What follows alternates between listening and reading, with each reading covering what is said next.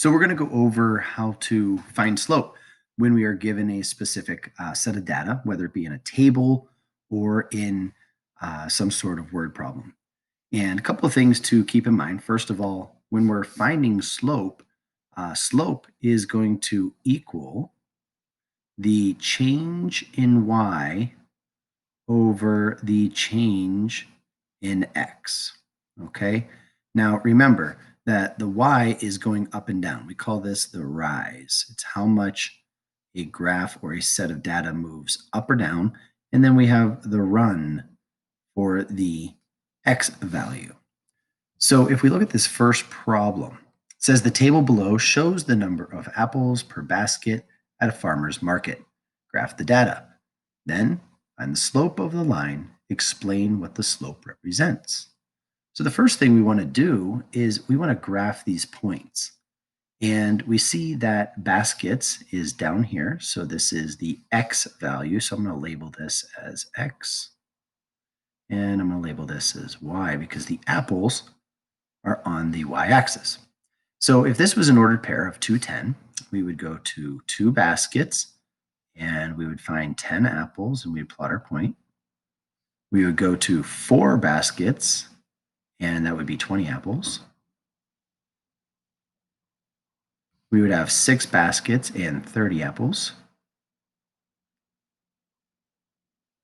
And of course, 8 baskets is going to have 40 apples. Now, intuitively, we could probably also say that 0 baskets, 0 apples. So we could add a point here. And we would see that this is actually, in fact, a direct variation. But what they want us to do is they want us to have a line. So we're going to include a line, and we'll keep our line the same color. And we're going to run the line straight up through. Okay, so there's our line. Now, in order to find the slope, what we're wanting to do is we want to find the change in y over the change in x. Okay, so the change in y is going to be the horizontal or the vertical change. So if I'm going to pick 0, 0 here, and if we go from this point to the second point, we actually are going up, and I'm going to kind of shade this in here. We are going up 10. So our change in y is 10 units up. Now, the change in x is from the same point, and we move horizontally to our next point, is a change of 2 because it went from 0 to 2. So our change in x is going to equal 2. And if we wrote this as an actual fraction, we would have 10 over 2, which would equal 5. So we would say that our slope is 5, or it would be 5 over 1. Meaning, now here's this part where, what does it mean? What does it mean? It would mean that for every 1, and again, what's on the bottom? Baskets. So for every 1 basket, we would have 5 apples.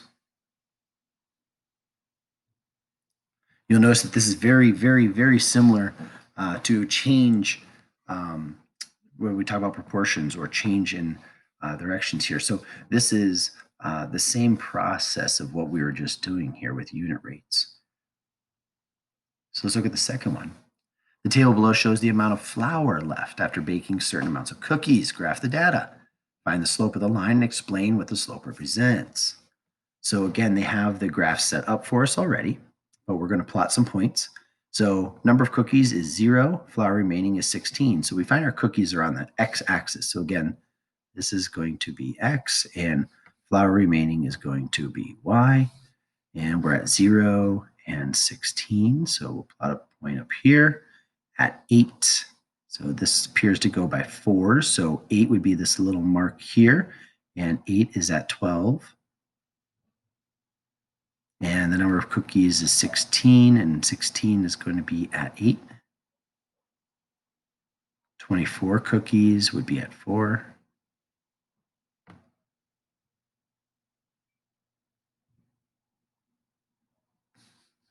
And I see I had a mistake here. Should be 16 cookies at 8. That just was one mark off. And 32 cookies, we have no flour remaining. So this appears to be a downward trend.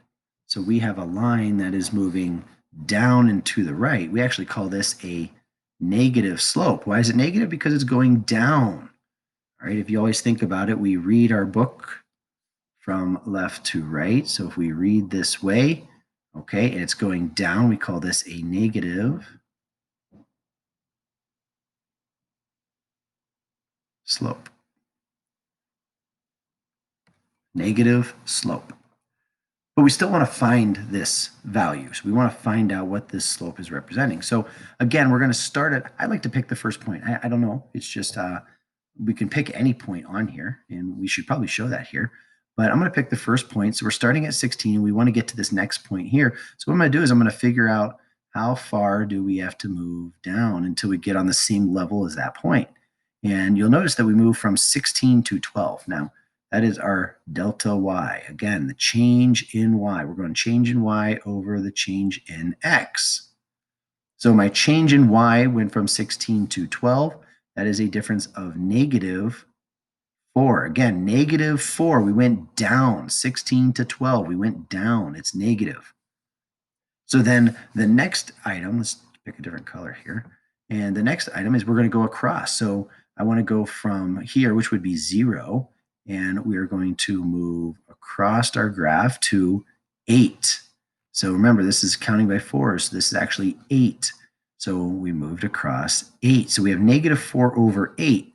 And if we were to simplify this, negative 4 over 8 has a common factor of 4. So if we divide both of these by 4, negative 4 divided by 4 is negative 1. 8 divided by 4 is 2. So our slope here is negative 1 over 2, or negative 1/2. And again, what does that mean? Well, it means that we're losing, all right, we're losing a cup of flour for every 2 cookies. Losing a cup of flour for every 2 cookies, okay? So we talked about, well, what if we didn't want to use the first point? We could use other points as well. So let's just take a quick peek at this. And let's pretend that we're going to use this point here and this point here, which is a much larger span. So we have our delta y over delta x. And because this is a straight line, we would expect it to be a constant change, constant rate of change. So we're going to find our change in y, which is coming straight down the graph, straight down the graph. So we go from 8 to 0. Well, 8 to 0 is a difference of negative 8. We subtracted 8 to get from 8 to 0. And we want to find the change in x. We want to change across the horizontal plane. Notice I'm making triangles, all right triangles. It's very, very easy to visualize. We have the downward, the change in y, and we have the horizontal, or the run, which is the change in x. So here we moved from 16 to 32, 16 to 32. Well, 32 minus 16 is positive 16, so that is a change of 16. And again, we notice that we have negative 8 over 16, which simplifies again to negative 1 over 2, negative 1/2. So it didn't matter if we used the first one or if we just used a very large triangle. We found that we get the same exact slope, and the slope is just representing the change.